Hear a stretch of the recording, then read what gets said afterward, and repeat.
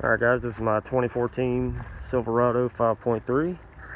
I just had the Flowmaster original 40, 3-inch in, dual 2.5s out put on.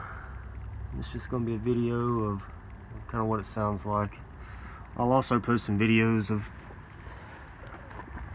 what it sounds like on the highway, as well as a little bit of kind of city driving. I got the 3.5-inch chrome tips.